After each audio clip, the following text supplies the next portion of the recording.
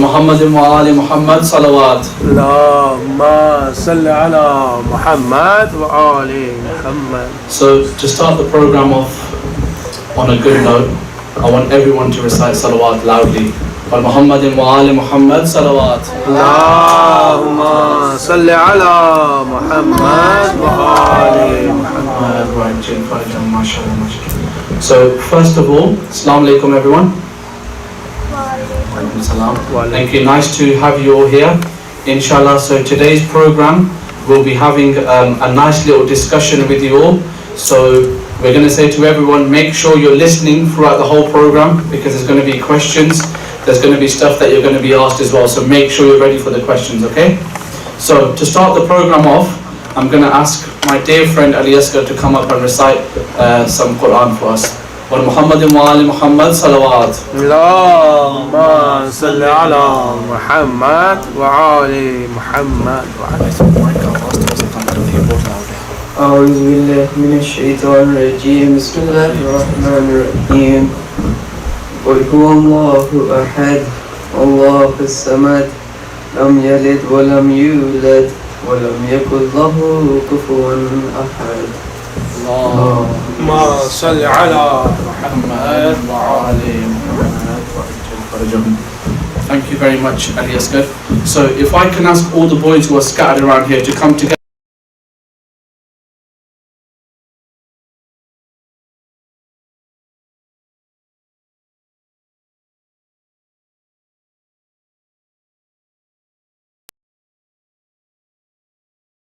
So today's program, we're really lucky that Sayyid Abbas Farshori has joined us from London, right? He's going to be doing a small talk, right?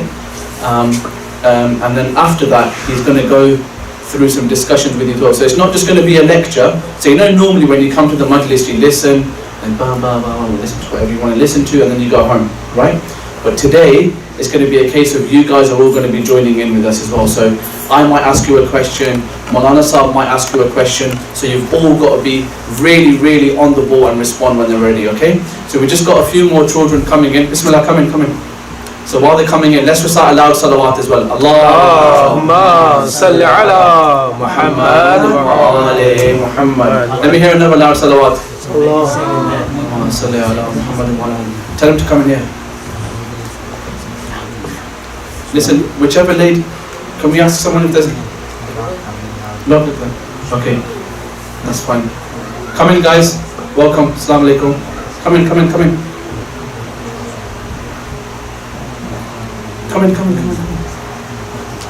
Guys, do you want to just come? Everyone, just come a little bit forward, so you're just just behind the camera. Okay, so like we just said, today's program is going to be really interactive. Does anybody know what interactive means? No. Can anybody tell me what interactive means? Come on, you must know what interactive means. Let's go. Tell me what interactive means. Some people know. When you take a point and everything, and it's enjoyable. Thank you. So thank you very much, Eliska. So interactive means where everyone's involved. Okay. So the person who's speaking, he's engaging everyone who's in the crowd as well. So that's going to be the plan for today's program. And the first small discussion that we're going to have is going to be, I'm going to have a small discussion with you guys. And then after that, Sayyid Abbas is going to come on and have a discussion as well. So I'd like to ask someone, which month are we currently in? Muharram, thank you very much. So we're in the month of Muharram. So when you think of the month of Muharram, what comes into your mind? So, young lady over here, Jafri, what comes into your mind when you think of Muharram?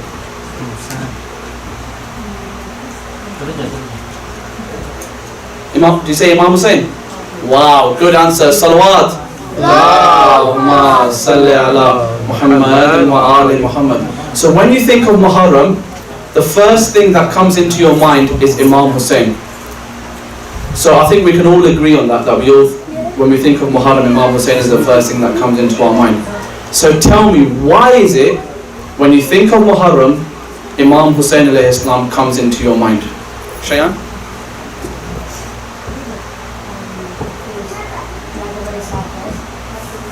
He had a very sad death. Does everybody agree that Imam Hussain al-Islam had a very sad death? Yes. Yeah? Why did Imam Hussain al-Islam have a very sad death, Hassan? Because Yazid didn't get him water and he didn't have water for 3 weeks. Wow, mashallah. So Hassan said that Imam Hussain al-Islam was killed mercilessly by the army of Yazid, and he didn't have water for 3 days. No, That's 3 weeks. 3 weeks. It was, yeah, good. 3 days. Yeah, good point. Good point. But it was 3 days. But it was a long time nonetheless. Okay. So the first thing we've identified is that Muharram, and then with Muharram we have Imam Hussain al-Islam. The reason we remember Imam Hussain al-Islam was through the tragedies that we went through. Now, what is something that we do in our centres that helps us remember Imam Hussain al-Islam? It's a word that starts with A and ends with I. So what it's a form of worship that we do every year, and we do it all year round, okay? But it's something that we do all year round on. Azadari, mashallah, salawat.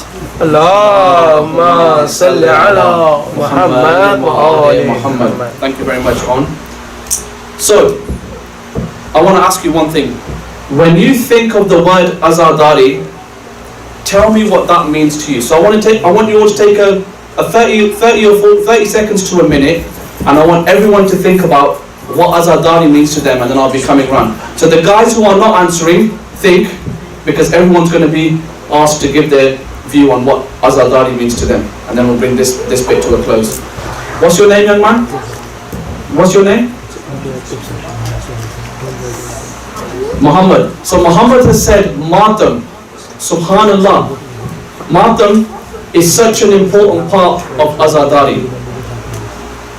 Anybody else? What does Azadari mean to you? Poems, mashallah. So when we come to the center, we have different poems. We have. Do you see sometimes I might be on the stage, or somebody else might be on the stage reciting what we call a marsiya or a salam or a noha. So marsiya, salams, nohas, they are all poems, aren't they? So very, very good point. They're poems. They can be in English, they can be in Urdu, they can be in any language that you want it to be. But they're poems to remember Imam Hussain. So a big, big part of Azadari. Well done for that. Salawat for this young child here. Allahumma salli ala Muhammad wa ali Muhammad. Young man over there, what's your name? Yeah. Kumel. Kumel, tell us what, when you think of the word Azadari, what it means to you. Remembering Imam Hussain. Remembering Imam Hussain al-Islam. MashaAllah. I want you to go a little bit more in depth, because that was quite a generic answer. So tell me specifically what you think about when remembering Imam Hussain al-Islam. Remembering his sacrifice and how he gave up everything for Islam. MashaAllah. Remembering his sacrifice and remembering how he gave up everything for Islam. So you know we all agree that Imam Hussain al-Islam gave everything up for us, right? Do we all agree? Yeah? But when he gave it up for Islam, do you know that Imam Hussain al-Islam, when he stood on the battlefield of Karbala 1400 years ago, and he was all alone, apart from his family members who were killed and his sisters who were going to go through so much trouble, do you also know who Imam Hussain al-Islam remembered? Can somebody answer me that question? Young man who's got your hand up here, what's your name? Imam Zamana. Yeah, Imam Zamana, good answer. But that's not the answer that I'm looking for. Young man, what's your name? Ali. Ali, who did Imam Hussain al-Islam remember? He remembered us. Subhanallah, what a fantastic answer. Recite a salawat for Ali. Allahumma salli ala Muhammad wa ali Muhammad. So 1400 years ago, while Imam Hussain alayhi salam was giving this huge sacrifice, he gave his brothers, he gave his children, he gave his nephews, he gave everything he had in the name of Islam. And then he gave, after he was killed, his sisters and the children of his family and his son were put through so much. Can you believe that even that time, 1400 years ago, Imam Hussein alayhi salam remembered us. So if Imam Hussein alayhi salam remembered us 1400 years ago, I want to ask you all, what do you think our responsibility is today? Young man here? What do you think we have to do? If Imam Hussein alayhi salam remembered us 1400 years ago, what do you think we should do today? We have to remember him. Does everyone agree? Yeah. Everyone who agrees that we have to remember Imam Hussein, put your hands up. Is it not fair that Imam Hussein remembered us all those years ago in all those difficulties, and we're here now living such an easy life that we don't remember Imam Hussein? Is that fair? No, that's not. It's not fair, is it? It's not fair. He's So what I want everyone to do today, at the end of my session, say the boss is going to come on next, is can you promise me, all of you, forget about promising me, let's promise the Imam of our time. Who's the Imam of our time? Who's the Imam of our time? Imam Mahdi alayhi salam. Well done, good answer. Recite salawat for Imam Mahdi alayhi salam. Allahumma salli ala Muhammad wa ali Muhammad. So our Imam is Imam Mahdi alayhi salam. So let's all make a promise that Imam Hussein alayhi salam remembered us in Karbala. We're going to do our best to attend the Majalis, whether that's, we all live in Peterborough, right? So whether there's Majalis happening at Imam Raza Centre, whether there's Majalis happening at Hussein Islamic Centre, whether there's Majalis happening at Al-Mahdi Centre, that we're all going to promise our Imam that we're going to do our best to attend the Majalis. Can everyone make a promise to the Imam? Whoever's willing to make a promise to the Imam, Imam Hussein this time remembered us, now we're going to remember him, and you're going to make a promise to your Imam. Tell me who's going to, put your hand up if you're going to make a promise to the Imam today. Wow, that's some good numbers, mashallah. Okay, so just from today's session, all I want you guys to take away is Imam Hussein alayhi salam remembered us, now it's only fair that we remember him. Correct? Okay, so if you are all going to do your best to remember Imam Hussein alayhi salam as much as you can in his family, let's end my first 15 minutes with a loud salawat. Allahumma salli ala Muhammad wa ali Muhammad. Guys, if we're going to recite salawat, let's do it. Let's put a little bit into it. Come on, a loud salawat. Allahumma salli ala Muhammad wa ali Muhammad. Mashallah, mashallah. So thank you for listening to me for that brief time. So now, I'm going to request upon our guest who's taken his time out, because he's really busy serving Imam Hussein in Islam in different cities, but he's taken the time out and he's really been looking forward to meeting you all. So without further ado, I'm going to request Sayyid Abbas Farshori to come to the front. And if you guys have any questions while Sayyid's talking, put your hand up, don't just speak out, okay? Same way in school, you're not allowed to shout out. Don't shout out, put your hands up, and then you'll be asked to give your answer, okay? Wa Muhammadin wa ali Muhammad salawat. Allahumma salli ala Muhammad wa ali. Narek the beat. Narek Recited. Ya Rasulullah. Narek Muhammad wa ali Muhammad salawat. Allahumma salli ala Muhammad. أعوذ بالله من الشيطان الرجيم بسم الله الرحمن الرحيم الحمد لله رب العالمين وصلى الله على أهل بيته الطيبين الطاهرين المعصومين ولعنة الله على القوم الظالمين أما بعد السلام عليكم everyone السلام عليكم السلام عليكم. Thank you so much for having me, and it's so nice to be able to be here and to address and speak to all of you. It occurs to me that there's many things we have to talk about and some amazing parts of Ahlul Bayt we can try and learn about and benefit from, but the problem is that I don't actually know many of you and you guys don't know me, so I think we need to find out who's in this room. Let's see, how can we do this? Who would you say is the youngest person here? Who's the youngest? Who we've got of the youth? How old are you? 3? Anyone younger than 3? Okay, good. Of the youth, anyone old, 18 or around that age or a little bit older? 17? 16? 16, couple of 16? You're not 16, you're like 5. My dad is 36 years old. MashaAllah. So we've got an age range from 3 to about 16, 17. Sisters, what kind of age are you guys? Like teenagers, yeah? Okay, just to kind of see. Okay, good. So we've got 16 to around teenagers. Good. Also need to know your names because I don't know you. I'm Abbas, or say Abbas, or Abbas Pai, that's fine. But I don't really know your names. So let's see if you can go around and ask everyone their name. Why don't we start with the brothers? What's your name? Oh, what about you? A bit louder? Yes, sir. Yes, good. Yes, good. Muhammad. Come in, and the young sister in your lap is, what's her name? Fatima. Assalamu alaikum, Fatima. And you guys over there, what's your names? Hassan. And brother, could you come sit a bit closer so I can see you, please? Is that okay, brother, at the back? Yeah. Go to the front.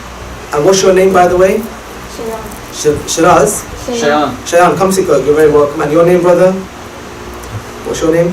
Hassan, I'm not a brother. You're my brother. What's your name? Hassan. Hassan. Did I do you already? I know you. You say your name. Go ahead.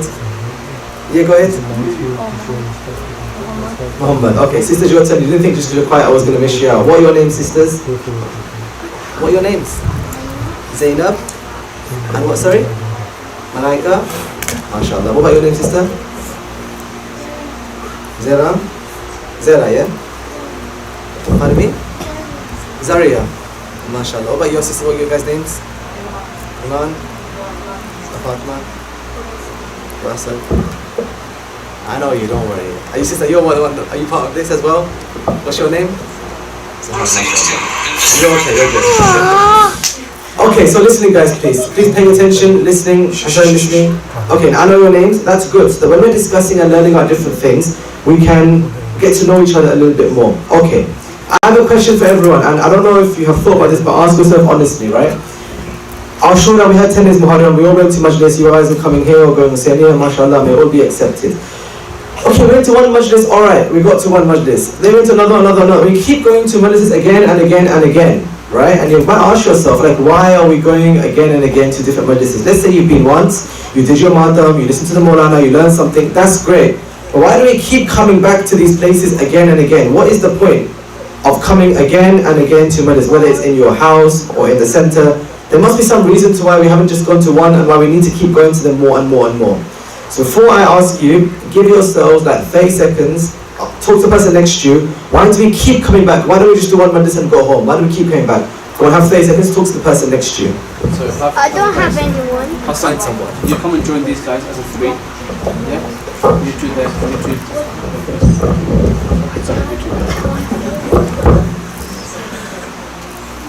So ask yourself, why do we keep coming back to Majlis again and again and again? I'm going to ask you, but think about it. Is it good? Because it's Muharram.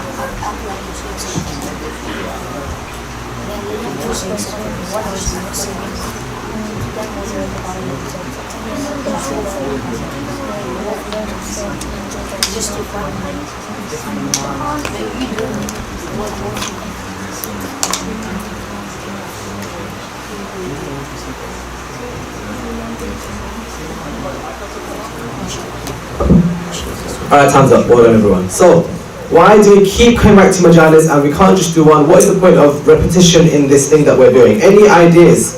Put your hand up if you've got an idea. So, you hand there, see a hand there, another hand there. Sisters, you guys got any ideas? I'll come back to you, but one of you has to answer. Why don't you go again first? Why? What's your name again? So, why do we keep coming back to Majlis? So you can remember Imam Hussein. Remember Imam Hussein alayhi salam? You don't use the word remember. If you went to Majlis once, do you think you could forget? It's possible you forget. So why do we keep doing it again and again and again to remember? You only remember something that you might forget if you don't keep doing it again and again and again. You know when you guys have a test for school or an exam, let's say you got an exam coming up, you don't just revise it once and then go home. You keep going over it and going over it again and again and again, so when you've got that test, you remember what you've got to study. Just like coming here. If you did it once, you might forget who Imam said what he stood for. But if you go again and again and again, just like an exam at school, you've remembered the point of why we're coming here. So that's a good answer, but there's more. Why don't you go ahead, brother? Yeah, go ahead. Because we learn new things. We learn new things. That's an amazing point. That's an amazing point. Can anyone mention something they've learned in the Majlis they didn't know before? Anyone can remember something once you didn't know something? Molana said, you're like, oh, I didn't know that. That's actually quite interesting. Anyone learn anything in Majalis before? Have you guys learned anything? If you've not, this is a concern because Maqsad ka Majlis to yahi hai. You should know something you've learned in the Majlis. Nothing you've ever learned in any Majalis ever. You've not been to my lectures then, seriously? Okay, I guess that is a symptom of the problem that we're trying to fix today. Okay, so you're right. We should be learning new things when you come to the Majlis. Amazing. You know Majlis, like we're sitting together and having a Majlis? People have been doing this for over 1,000 years. But in the beginning, there was only two things in Majlis. There was what's known as the shara, like the knowledge, and mourning. Like a Molana giving a speech, and people doing Marsiya Matam in different countries in different ways.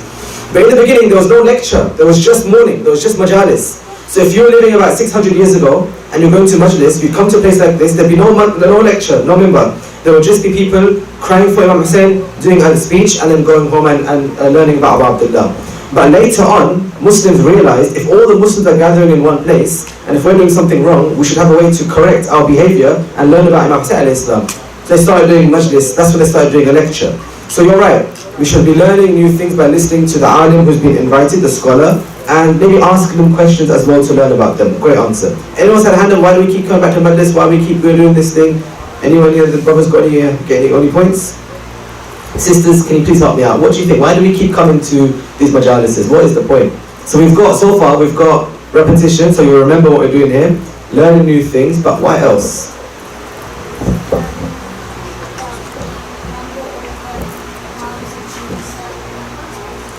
You remember them because they remember us? That's good. So like Brother Adil was saying, Imam Hussein thinks of you when he's being killed. Good. So you remember them and they remember us? Very good point.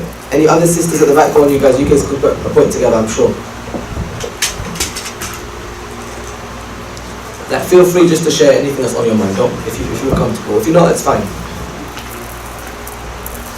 To take examples and look up to the people who are past. Amazing, take examples, right? Look up to them. That point that was made just now is the one I was hoping someone would say, so thank you for saying that.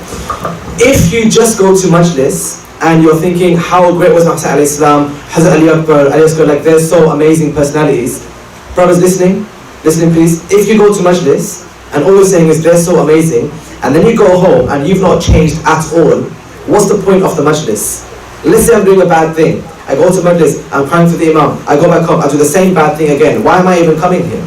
The point is to look at them as an example for how I should live. That if Hazrat Ali Akbar is like this, well, you know what? I should be like him as well. Hazrat Abbas is like that, I should be like Hazrat Abbas, I should be like him as well. We take examples from them. Thank you for saying that, because today I want to discuss with all of you why when we go home, we carry on being the way we should be in the Majlis. And I'll tell you why that's so important. If I said to all of you guys that what is it about the people in this room that is unique in this room? What defines you? If you guys said, well, what makes us, we're boys. We've got sisters here. So you can't just say sisters, it's got boys and sisters. If you say, well, we're unique because we are sitting down. I bet right in Peterborough there are loads of people sitting down in cafes and at their home on their sofa. What makes us unique in this room right now that only and only is about people right here and not about people out there? What makes you guys special right now? Put your hand up if you have the idea, because it's a very easy one. What makes you guys special right now? Pardon me? Say again? Humans. Okay, but hold on a second. There's a guy on the road who's driving, he's a human too. So we're not the only humans in this town. Right? So what makes us in this room unique? That no one else is like that, and everyone in here is like that. Go ahead. We're Muslim, but hold on a second. There's loads of Muslims in Peterborough. I've seen them, and they're not in this room. So it's not just Muslims, there's Muslims all around the place. What only is about us in this room right now, and not about anyone else. Go ahead. Pardon? You are listening to me. That's good, you can listen. But if someone else is outside, they're also able to listen as well. And let's say someone's walking out right now and they hear my voice from the mic going outside. For example, because the door's open. They're listening too, technically, while they're walking past. I want something that's only and only us in this room right now. Go ahead. Shias? All your families are Shias who are not here. Are they not Shias now? Okay, your dad's here, but what about your family? They're Shias and they're not in this room. So it's only people in this room. Not Shia, not human, something else that defines only and only you right now in this moment.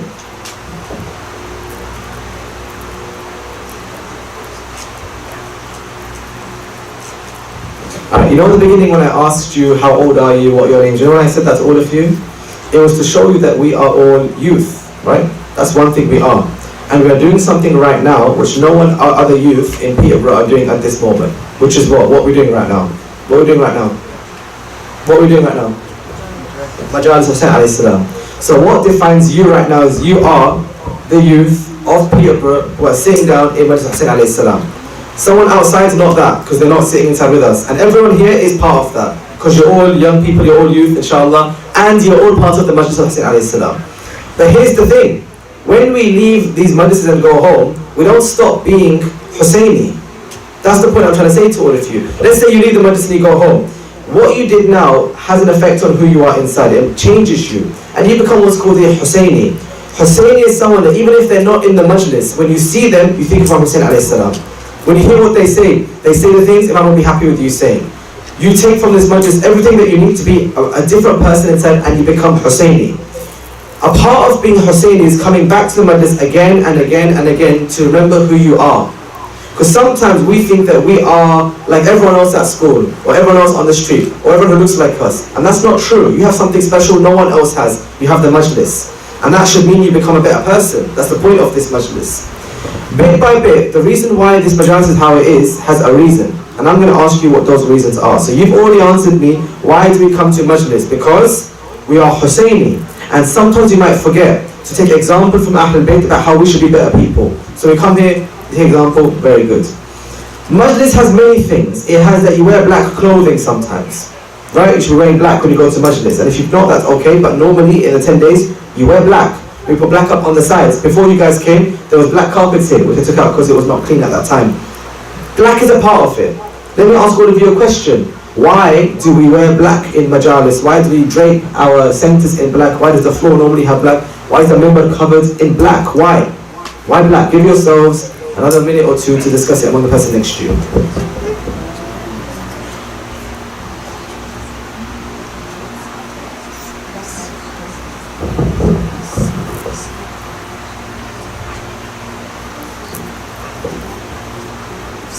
So the question is, why do we wear black in Majalis? Why do all of us have to wear black, or encouraged to wear black and dress in black? Why? What for? It's not hands up time, you got to talk and then you got hands up, okay? Talk to someone next to you.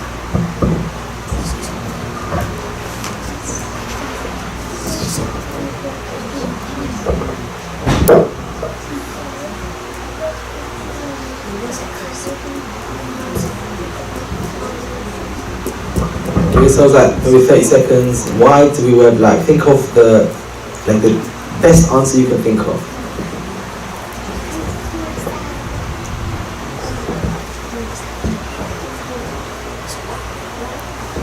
Alright, 10, 9, 8, 7, 6, 5, 4, 3, 2, 1, 0. Okay, good, well done. Okay. Hands down, not yet. I haven't asked the question yet. The question is, why do we wear black, and why do we cover our sensitive things in black clothing? What for? Hands up if you've got any ideas.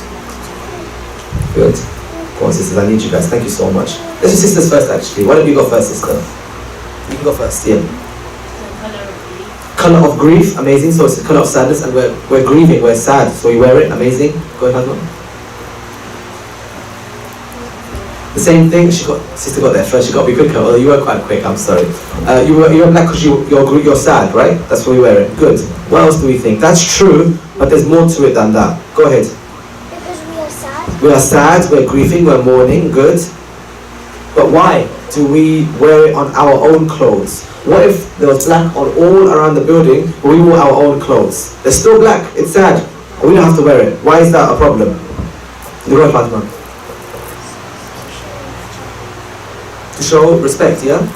Right, to show that we are the ones respecting Imam Hussain. It's not just the building, I'm part of it. So when I leave the majlis, I'm still wearing black. When I come, I'm still wearing black. So I'm like walking, showing I'm someone grieving. But here's the thing, let's say you're wearing black, you're wearing black, you're wearing black, you're wearing black. When you come together, it's as if everyone's wearing that same colour, right? There's a reason for that, normally in a majlis. Today obviously it's a little bit different. But ask yourselves, you know when you go to school, who's got a school uniform in school, by the way? Who's got to wear that one uniform when you go to school? You guys have got a school uniform, you've got a school uniform? You have? You guys? Alright, cool. When you have someone who's a postman, they wear the outfit of a post officer. When you have people in the army, they wear the same clothing wherever they go.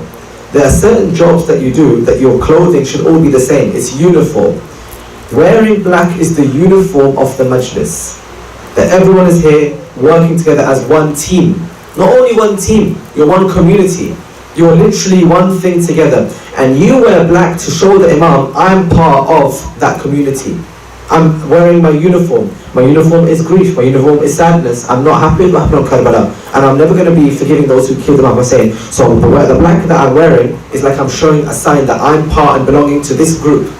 And the best thing about that is you don't have to be a Muslim or a Shia to wear black to come to Majlis. A Christian can come to Majlis. Anyone can wear black and come to Majlis. Anyone can come Majlis and decide to mourn for about Abdullah. It's not about your religion. But we want to show we are very close to the Majlis, and so we wear it. We are all one group together. Not only one group, we are like one body. You know the Holy Prophet Muhammad sallallahu alaihi wasallam. Read a salawat for the Holy Prophet, please. Salli ala Muhammad. Prophet says, the people, the ummah, the community, they are like one body. Okay? Question to all of you. What is he talking about? Prophet just said, this whole ummah, the people, ummah means community, is like one living body. Give yourselves 30 seconds to a minute. Why is it possible you are part of a body? What does it mean that the community is like a human body? Go ahead. Think about it for that 30 seconds. How are we like one body? Talk to the person next to you.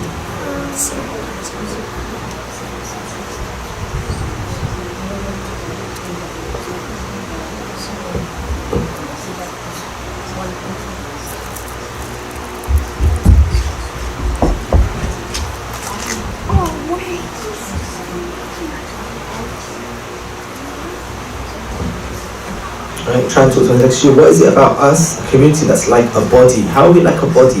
How are we similar to a human body?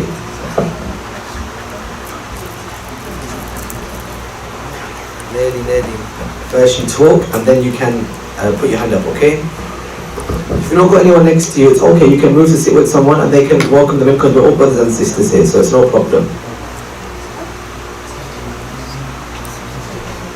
Alright, 5, 4, 3, 2, 1, salawat, okay, good. So, that was a very cheeky salawat, don't worry about it. The question was, if the Prophet says we are like one body, and bear in mind I just mentioned we wear black because that black is the uniform of the Majalis, right? And the Prophet says we're one body. What makes us part of one body? What does he mean we are one body? Hands up if you have any idea. Any ideas? Guys, come on, get involved. How are we like a body? You're just a guy, you're a sister walking around in your life. How are you part of a living body? Go ahead, brother. I see you smiling. Go ahead. It represents that because we're all Muslims. We're all one in one Imam said. So we're all one in one body and we're going to be with him in afterlife. We're all Muslims, we're all mourning, we want to be with him. You're right, but I need more. That's not enough. Guys, come on. Like, think about it properly. Why is the whole community like an actual living body? What is a body like? What's the point of a body? What does the body do? How does the body feel? That might be similar to us. Go ahead. We're all mourning for Imam Hussein. That's true, you're right. But Ray, go up a level, guys. Come on, think about it. What makes us part of a body? Let's say you've got a body right now, your own body. How are we similar to that body if all of us are part of that body?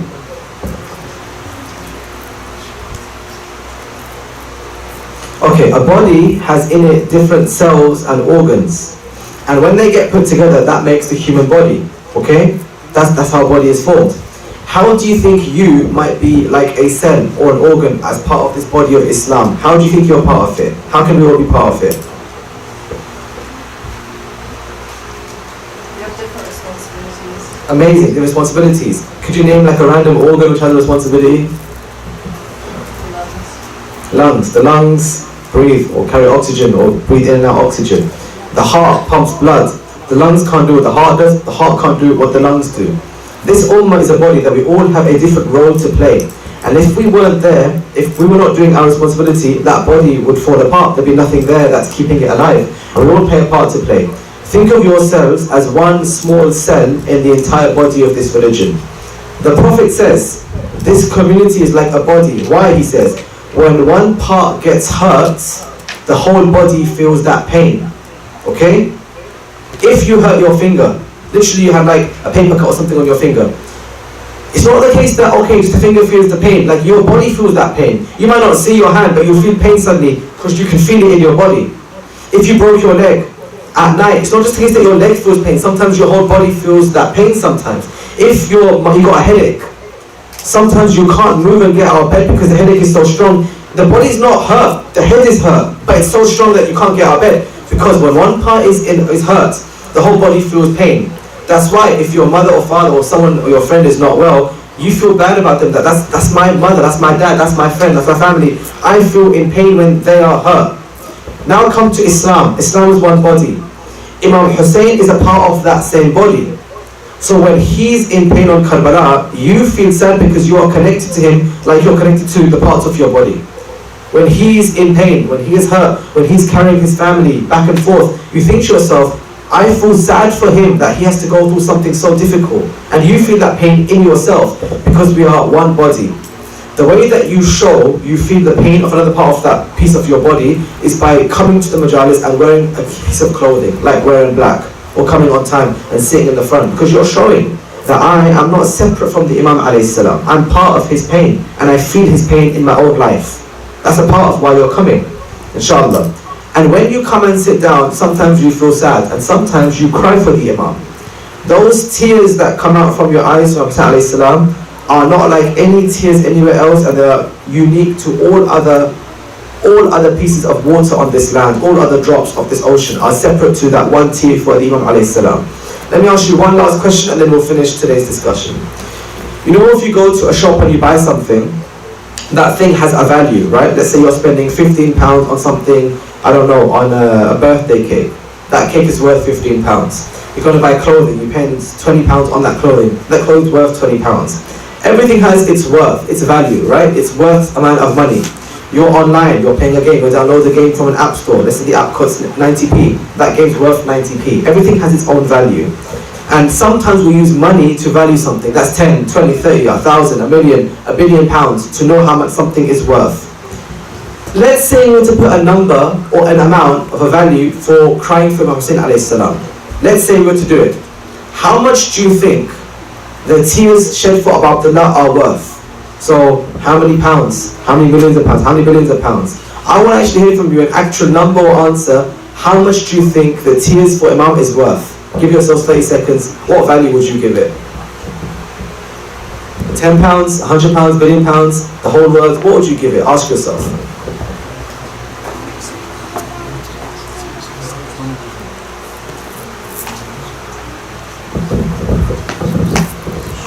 How much is one tear for Imam alayhi salam worth?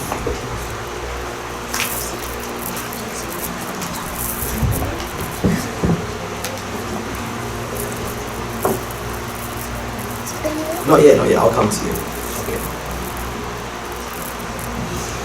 Alright, 5, 4, 3, 2, 1, good. Amazing. So, the question was, how much is one tear of Abu Abdullah alayhi salam worth? Who's got an answer? What value would you give it? Hands up if you've got an answer. Is that hands? No? Alright, cool. Go ahead, brother. Billion? Billion? A billion what? Like £1 billion? Okay, one tier. Okay, interesting. What do you think? Okay, you're not looking at me, so what do you think? I think 16 billion. 16 billion? So you said what, 16 billion? You said infinite. He said infinite.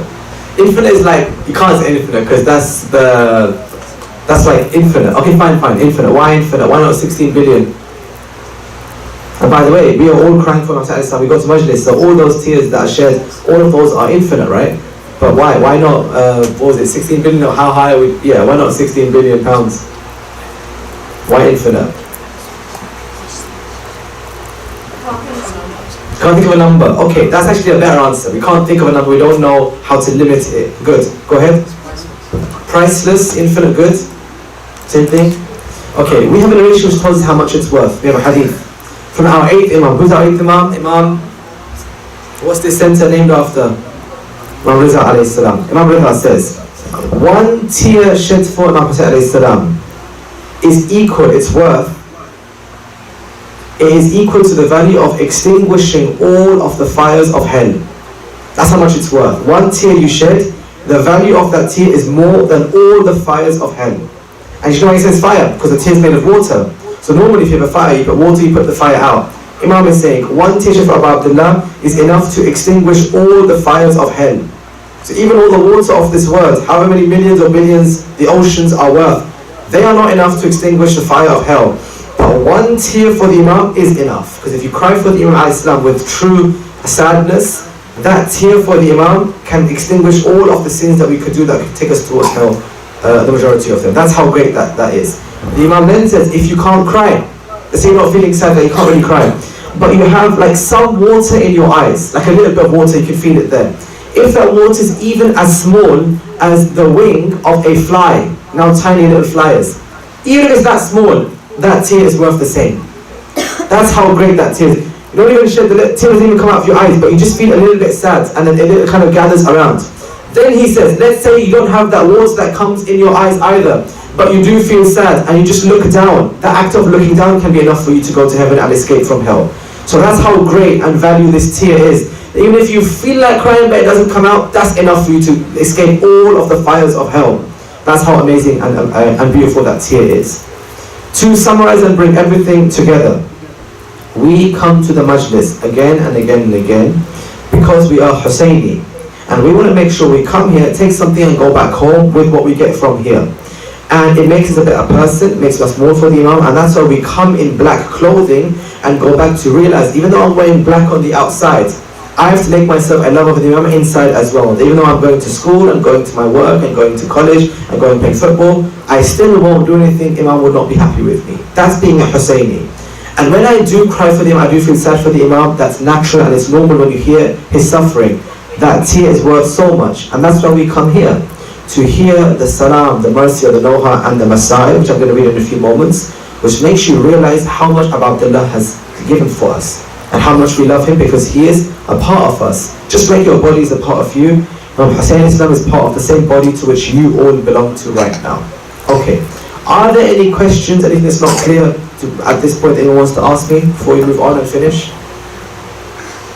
Any questions? Okay, let us now turn our minds and our hearts to the day of Ashura. When you hear the Masa'ib, when you hear the Masa'ib, it's good to maybe close your eyes if you want to, look down like you hear in the Majlis, and try not to talk to anyone because we're now going to go through the day of Ashura and the sadness of Muharram. So give yourselves a few moments. When it comes to Muharram, nowadays we think of a lot of Imam Sajjad alayhi salam, our fourth Imam who was at Karbala. Imam Sajjad is at Karbala. And he's there seeing all of his friends and his companions and his brothers and sisters fighting with his father, Imam Hussein alayhi salam, and he's watching them one by one. But as you know, he's not well. He can't actually fight himself in the battle. So on the day of Ashura, one by one, he sees them going and he hears them coming back, and he's watching this happening around him. There comes a time when Imam Hussein has no one left. Hazrat Abbas has just died at the Furat and there's no one left. So Islam comes back and says, is there anyone left who can help me? Is there anyone left?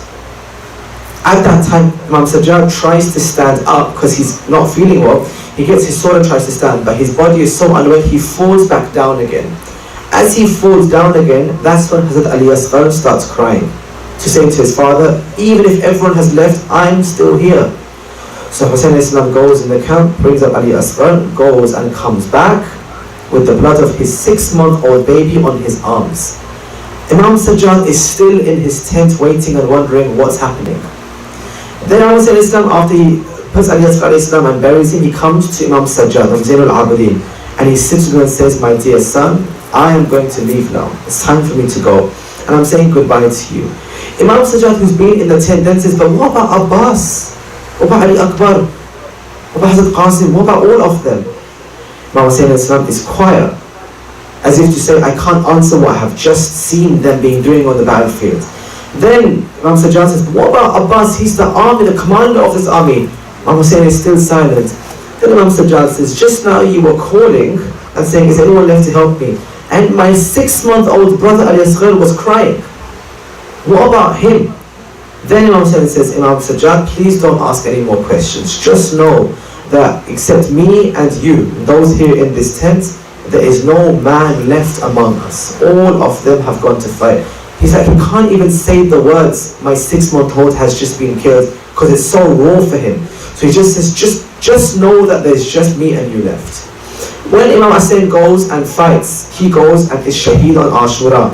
But Imam Zain al-Imam Sajjad is the Imam who remains, and he must be the one who carries on all of the mission of Islam. But the enemy will not leave him alone. They will disturb him, they will cause him pain, and they will cause him so much hardship, just because he's the Imam. Do you know on Ashura, they say he's sitting there after Imam Hussein has been killed, and he's the Imam now, and the enemy, you know, Shimr, who kills Imam Hussein, he comes to Imam Sajjad and he tries to kill him too. He sets fire to the tent of the Imam, and the Imam's not well, he's weak, so he can't even stand up to run away from the tent. So do you know who comes and saves him? Bibi Zainab comes and runs inside the tent and lifts him up and tries to bring him out of the tent. And as she's walking, Shimr comes in and tries to attack Imam while he's unwell.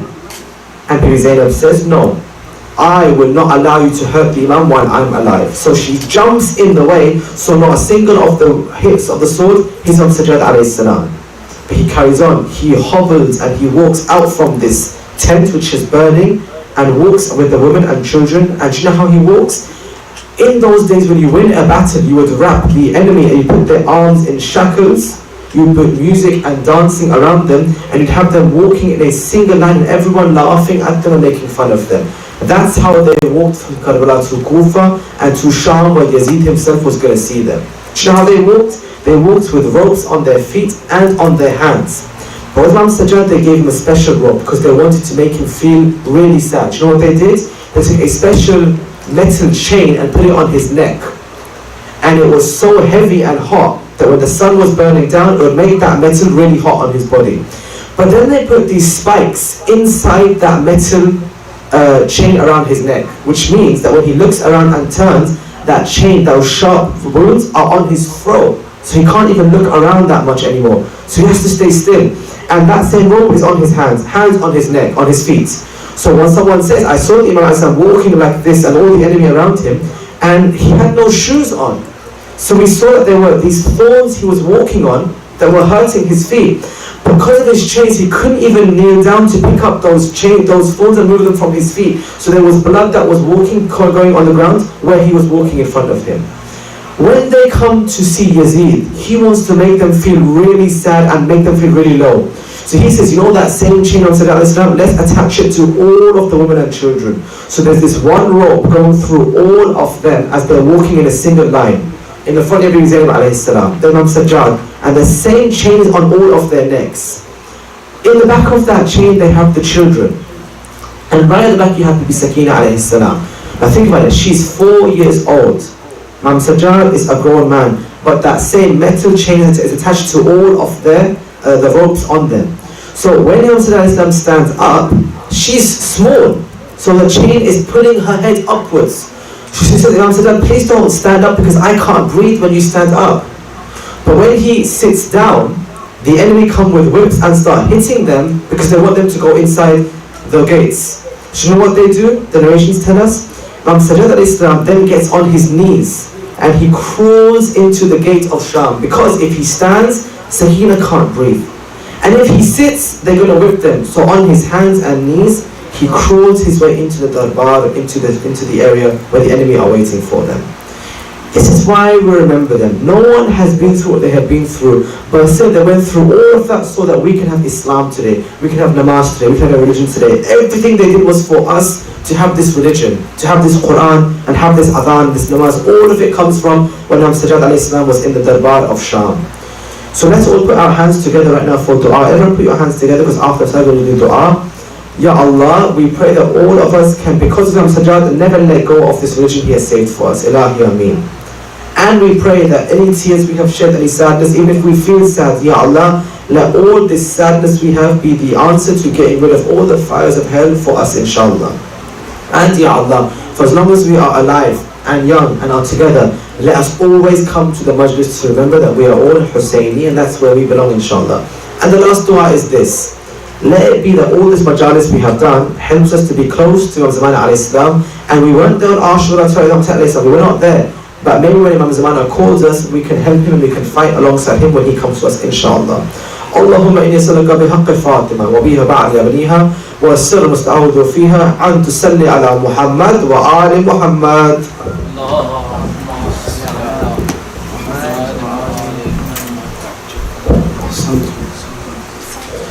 Thank you very much, Sayyid Abbas, for that great discussion. We hope that you all enjoyed it and took something away from there as well. Now, what we want to know from you guys while we've got you here today is, what would you like to see more of at Imam Raza Center? So we're just going to have a quick few minutes discussion with you all, and then we've got some donuts for you all to take away as well. And no, I did not taste one of the donuts already. Maybe I did. But okay, so what do you guys want to see more in Imam Raza Center? And it doesn't have to be a Majlis, or you don't have to say an English Majlis. It might be something like more football sessions or more fun stuff, or it could be anything. So I'm going to go around to every single person, so everyone has to speak in this bit, so you don't have a choice. On, what would you like to see more of in Imam Raza Center for your age people? More activities. Any specific activities? No? Okay, more activities. Aliaskar? The same, to be honest. Alright, cool. Guys, all of you have a discussion between yourselves as well, what you want to see more of, and then I'm going to come round to you as well. What's your name? Heather, what would you like to see more of? Is there anything that you enjoy, like football or cricket or games nights or anything like that? Football, yeah? So you want to see more football? Okay, Aliaskar? Don't say football because you're a terrible footballer, sorry.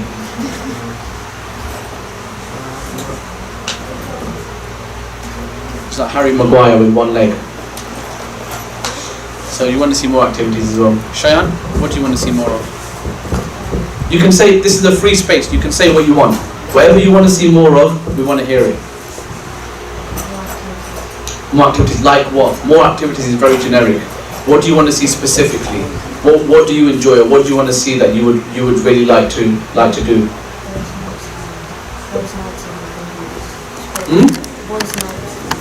Boys' nights, sports nights and all that, yeah? Activity nights. Muhammad? Football sessions, anything else? No? Okay. I'm going to move on to the girls and I'm going to come back to the boys. Okay. It's Fatima, isn't it? Huh? Iman. Right. Iman, what do you want to see more of at Imam Raza Center? Really more like sports for the girls. More sports for the girls, yeah? Okay. Any specific sports? Maybe like football Football or some sort of sports activities, yeah? Okay. So you girls here, what would you like to see more of? What do you really enjoy? Fun? Yeah, that's a good one. Anything else? No, but you want to see more fun, yeah? Okay, we'll arrange more fun for you. What's your name? Zaria. Yeah, Zaria, what would you like to see more of? Crafting. Oh, wow, okay. Do you like crafting? Yeah, you good at crafting as well? Okay, that's a good point that we'll take on board as well. Dua, what would you like to see more of? Girls' nights as well, yeah? Rather than, do you feel like there's always stuff being done for the boys but not being done for the girls? Yeah, forget these boys, man. Right. Thorsten, what would you like to see more of? This is an open space. You can say what you want here. Whatever you want to see more of. Do you feel like we need to see more English? Do you want to see more English programs like this today? Yeah. Good. Thorsten, what else do you think? Any particular activities? And don't say girls football because you never came.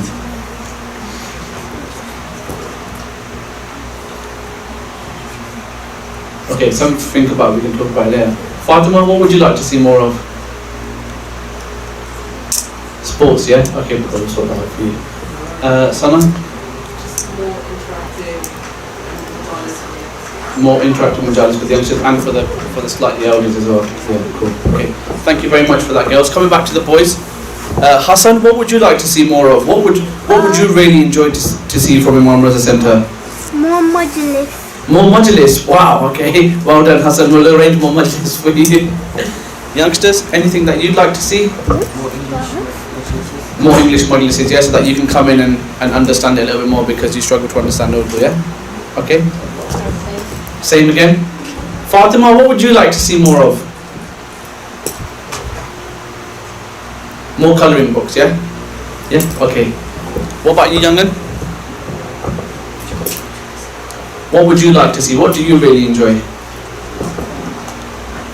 Football, good lad. Okay, so we definitely need to organise some football sessions for you all. Okay, so to finish off, I want to say thank you to everyone who's attended this program today. Would you like to see more programs like this? Or did you find it a bit boring? It's okay, you can say if it was a bit boring. I feel it fun. You found it fun, yeah? Okay, cool. Now, what I want you all to know is any time that you feel that we should do something for you guys, come and speak to me and we'll make sure it's sorted out for you, okay? So we've got boys' night activities, football, stuff like that as well, so we'll be taking that all on board, okay? So we're going to finish off with that. Thank you very much to everyone who attended. We're going to have some donuts for you all on the way out. Because this program was organised at short notice, so food it's just donuts this time, but next time we'll, you know, as you know, I'm fighting to my food, so I'll make sure that it's good food for you like that next time, okay? Thank you everyone very much for attending, and I look forward to seeing you all soon. Let's finish off with a loud salawat. Allahumma salli ala Muhammad. Okay, let's all stand up and do dua Imam now. You're late. And I want everyone to join in, okay? Face Qibla. Bismillahirrahmanirrahim. Allahumma kulli waliyika hujjat ibn al-Hasan salawatuka alayhi wa ala abaihi fi hazihi as-sa'a وفي كل ساعة وليا وحافظا وقائدا وناصرا ودليلا وعينا حتى تسكنه أرزك توعا وتمتعه فيها طويلا برحمتك يا أرحم الراحمين. صلوات. اللهم صل على محمد. We'll get donuts as you